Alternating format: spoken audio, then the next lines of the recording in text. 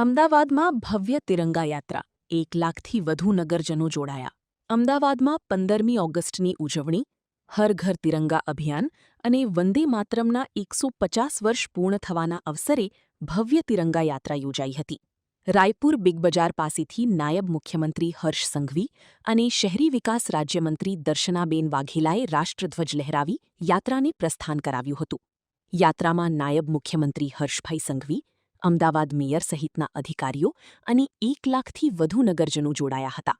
યાત્રાનું મુખ્ય આકર્ષણ અમદાવાદ સ્કૂલ બોર્ડના શિક્ષકો દ્વારા પકડવામાં આવેલો 300 ફૂટ લાંબો વિશાળ રાષ્ટ્રધ્વજ રહ્યો હતો.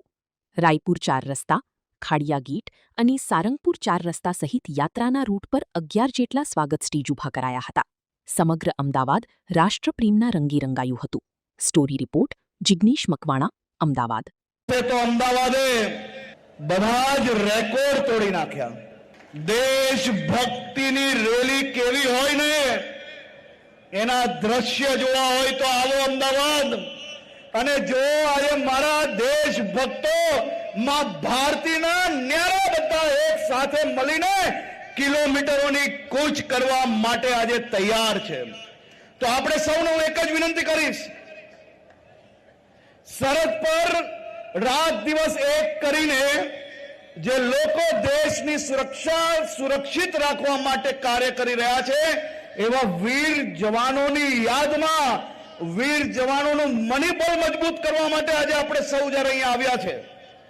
આ તિરંગાની શાન એ આપણા હાથમાં છે. તિરંગો હંમેશા ઊંચો જ લહેરાવો જોઈએ. તિરંગો કેવો લહેરાવો જોઈએ? બધા એક સાથે બોલો, ભારત માતા કી, ભારત માતા કી.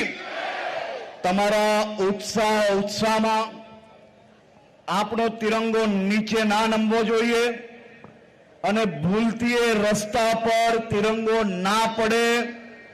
આપણી યાત્રા પૂર્ણ થાય એટલે એને વ્યવસ્થિત ફોલ્ડ કરીને આપણે ઘરે લઈ જઈને બધા જ પોતાના ઘરમાં આ તિરંગો શાનથી લહેરાવવાનો છે. અને કોઈ બી જગ્યા પર ભૂલથી બી તિરંગો આમ તેમ મૂકવાનો પાકો. તો આ તિરંગાની શાન આજે કોના હાથમાં છે? તમારા બધાના. અને આની શાન વધારવાની જવાબદારી કોની છે? પાકો. તો આપ સૌ લોકોને ફરી એકવાર આ ઐતિહાસિક તિરંગા યાત્રાને હું ખૂબ ખૂબ શુભકામનાઓ આપું છું. ખૂબ ખૂબ અભિનંદન.